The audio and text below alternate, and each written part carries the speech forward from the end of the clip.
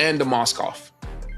The Alpha makes a lot of sense because Matilda Alpha as well is a really potent duo in the early game. So if you have a Khalid to deal with, having Matilda to pull you in and out of fights, along with Alpha's consistent DPS, you should be able to come out just fine. Though the Moskov maybe doesn't need to be prioritized as early here because that'll allow RQ to instantly counterpick with the Brody. Something to watch out for, Stafa, because now we're seeing teams prioritizing the Malefic gun, right? I feel like Brody, your initial item is the Malefic Roar, but now since you can go for the Malefic gun, I feel like he can win the lane a little bit more. So yes, I feel like this Brody pick is going to be pretty good. But the same thing can be said about Moskov. Once he finishes his Trinity item and then he finishes off with the Malefic gun, it makes it so that this Moskov, one of the weaknesses for the Moskov is that for you to deal damage, you have to take damage. Now maybe you're going to save their position. Yeah, I personally am a huge fan of the changes they made to Malefic Gun because this item was just dead before this patch dropped. There was never any reason to build it because marksmen already needed so many other items to do the damage they needed. But it being a solid alternative to Malefic Roar instead while offering different utility is great. And like you mentioned, both Moskov and Brody like to build that Malefic Gun, though Brody a little earlier than Moskov. Yeah. So that determines a little bit of the power spikes we'll see in the lane. Yeah, for sure. Now, RQ Hoshi, honestly, the first 3 picks for them screams aggression. And Aurora, the first 3 picks for them is actually playing the macro game because Moskov is an amazing side laner. You can clean up the waves very, very fast. And if bad things happen, he can just ult the wave. If he hits target, he'll be safe. Having the Matilda as well as the Alpha shows that you want to contest those turtles, those lords. So we can really start to see a difference in mentality when it comes to the draft here. RQ Hoshi, they want to fight. Aurora, they want to secure those objectives without trading a lot. I think that's a smart way of avoiding it because previously we saw RQ is a pretty aggressive team, but I feel like Fnatic on it kind of did something similar where they wanted to either fight them that was in game 1 and then in game 2 try to lead more into a late game playstyle, and either way really ended up working. RQ gonna get a lot of junglers banned against them, including the Fredrin, which really doesn't see a lot of play anymore. Although, I feel like the reason they banned the Fredrin was they were very suspicious of this Eve ban. Because nothing in RQ Hoshi's draft screams, we can't fight an Eve. So I kind of feel like this kind of showed their hand a little bit too much, or you're banning out the Eve. We're thinking you might want the Fredrin, so we might as well ban out the Fredrin. So honestly, very smart ban here by Aurora. And RQ Hoshi, they follow up with this Gato Kacha, still hiding who's the roamer and who's the EXP laner. Yeah, leaving things until the very end. Sorry, that's my cat. Jungler especially. I didn't actually hear your cat. Okay, cool. All right, cool. What if I want to hear your cat though? Well, give it time. Give it time. You might be able to hear it. Now, Aurora, they already have a very solid comp. If they want to give, I feel like they need a little bit more crowd control, and they bring down the Veil. The Veil as well as the Edith. The Edith, again, crowd control, but the Veil as well, which has been buffed a little bit. So this is new for sure. Yeah, we saw Veil once throughout this tournament so far. Can't remember which team did end up picking it, but it wasn't the most effective. And because Fanny was let through the fan phase entirely, which is quite a surprise. You would think that teams would catch on that in the second phase, but nope. Sutsujin gonna be playing the Fanny here. And that means that Veil is actually in a lot of trouble. Staffa, I already have a bias towards RQ Hoshi's draft. This level of aggression, they move faster than Aurora. So I can see the draft working for Aurora, but RQ Hoshi, they want to fight as fast as they can, and they can. Yeah, basically Aurora is going to need to try and hold the early game a little bit because I actually think they have a little bit more damage overall once you have those first or second items. But if this Fanny gets going, we've already seen what this hero can do, especially since they decided to buff her for some reason, making her a little less reliant on the purple buff even. So yeah, I guess we'll see what happens as we jump into the Land of Dawn for game number 1. Staffa, they nerfed the Fanny because, get this, she has a low win rate. Yes. Yes. I would know. She definitely has a low win rate when she's on my team. Oh yeah. I mean, there's a big difference between rank play and tournament play. But now we're again talking about the game here, jumping on a game, a lot of bursts coming in from Hoshi, which I personally theorize that burst is the name of the game for this current patch because again of the HP changes and the changes in the items.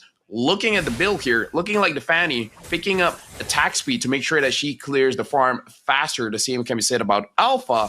And we see that Yue having the tenacity. I'm sure it will help. Not sure how much it will help.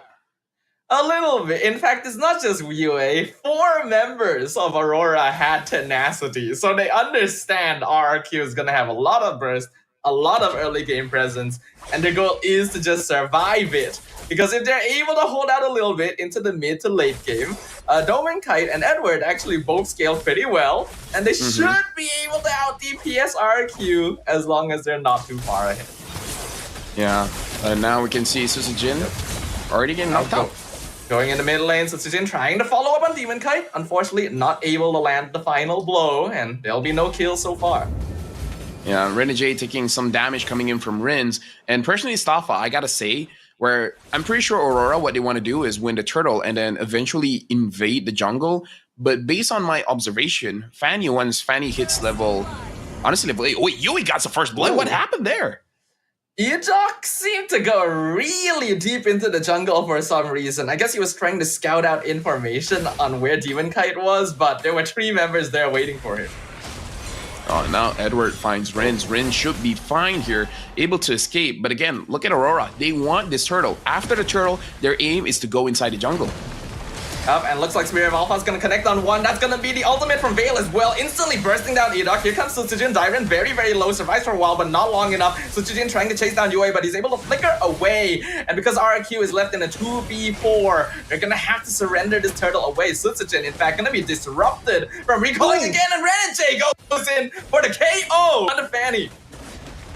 This is a big win, a big win for Aurora. This is what they want to do. They want to win turtle, and then eventually they want to start controlling the jungle.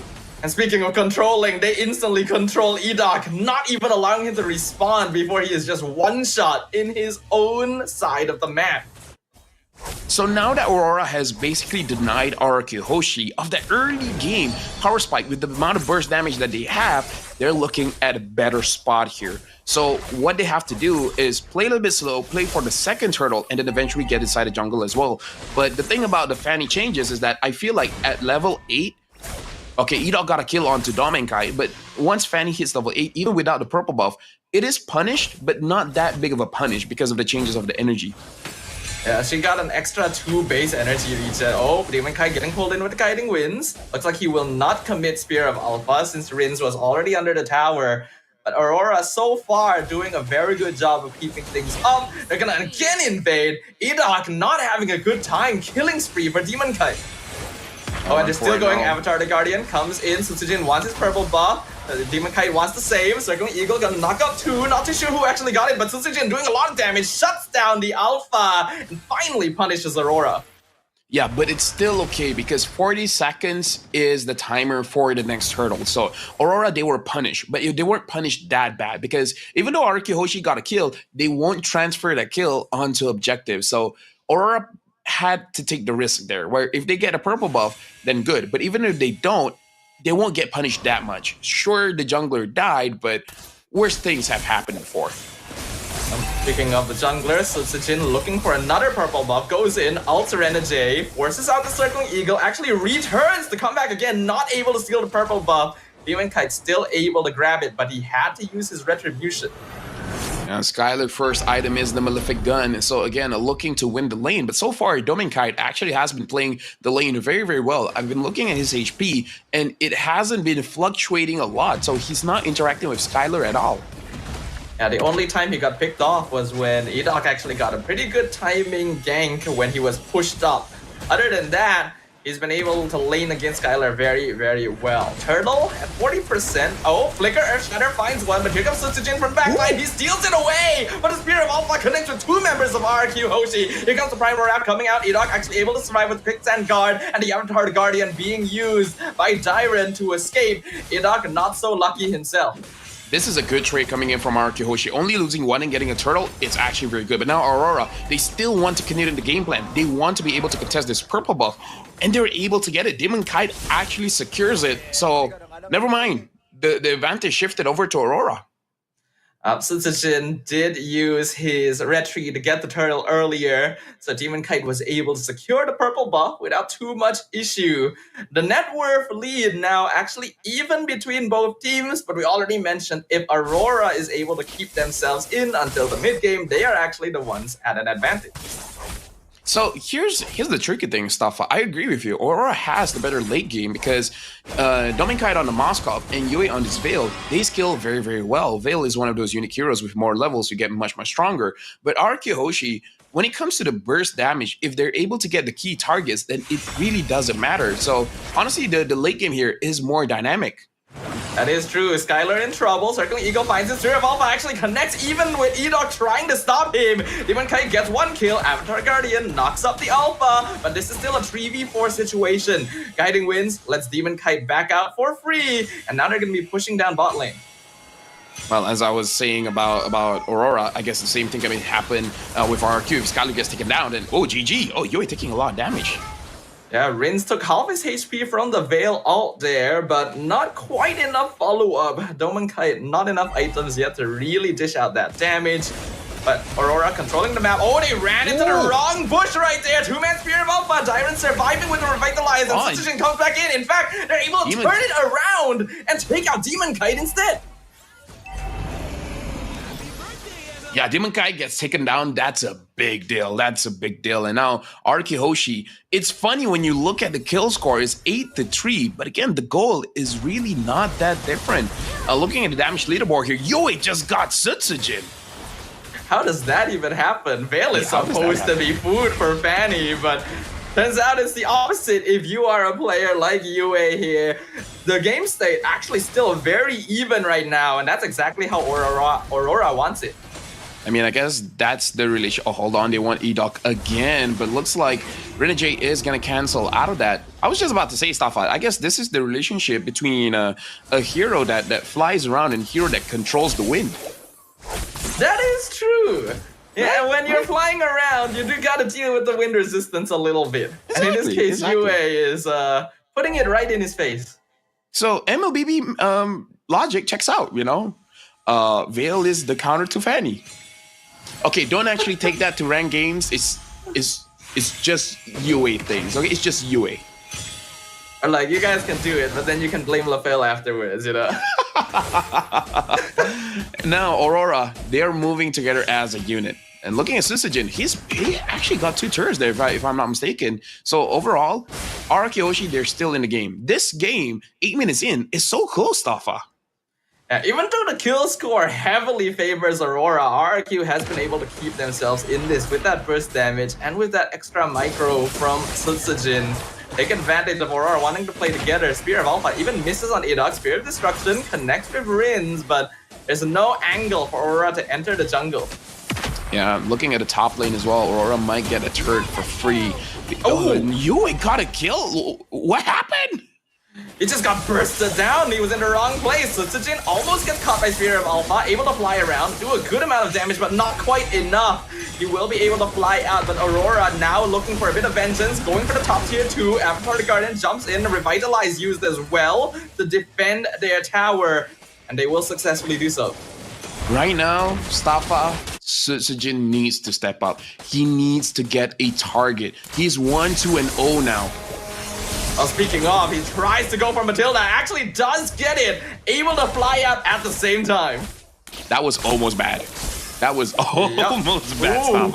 I was like, oh, Sutsujin got to do something. And then he did, but he almost died. But again, he needs to make this Fanny work. Absolutely. Right now, it's doing okay, but needs to... Oh, beautiful Raging Sandstorm flickers, lands on 2, but the Earth Shatter actually stops them right into the Veil ult. A beautiful combo from Aurora. Put apart memory, not able to proc Sky Piercer. So they come out on top here. Happy birthday! What's the use of flying around against the Master of the Winds? Dude, I would never have thought that the Veil would be the one to actually stop a Fanny. What a world we live in. That's actually really impressive. A lot of it was the Earth Shatter too, setting up the Fanny. Circling Eagle, Guiding Winds, pulls Demon Kite to the opposite side to control the Lord Pit a little bit better. RQ looking for an entrance, but the Earth Shatter Flicker knocks them up. And because of that, Skylar cannot go in. He's already been picked up. Edog with the Raging Sandstorm and the Avatar Guardian used to escape. But Veil is just doing so much damage. Sunshin even burns down to Renate. Aurora taking control of the RRQ jungle.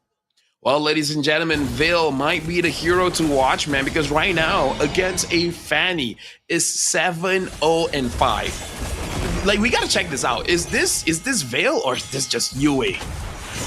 I feel like part of it is just UA and a little bit of Edward as well, having the proper positionings to make sure that Sunshin can't just fly in and get a free kill every single time. A 14 kill score to 4. And a 5k net worth lead have finally been built up by Aurora at the 11-minute mark. And Aurora still has the Lord. The Lord is knocking on the top turret, able to get it. And now they're trying to get the inhibitors as well. RQ Hoshi, they want to make sure that no inhibitors gets taken down. Oh, but here comes the Windstorm once again into the Spirit of Alpha. Even Revitalize can't keep Dyron alive, and they found Skylar as well. Sunshin, he's the only one left standing. Never mind, they're just gone. Exploded by Aurora as they break down the crystal and take game 1. Let this be a lesson in case anyone was wondering why I don't make predictions. I actually liked RQ's draft, and look what happened. I mean, usually when you save a Fanny as the last pick, it can usually do quite well, and there's honestly a lot of targets this game that Sunshin should be able to rack kills off of, but this Veil has been such a weird wild card for Aurora. And the thing is, they picked the Veil first, right? Yeah. I feel like we need to point this out. They picked the Veil first. By the way, guys, screenshot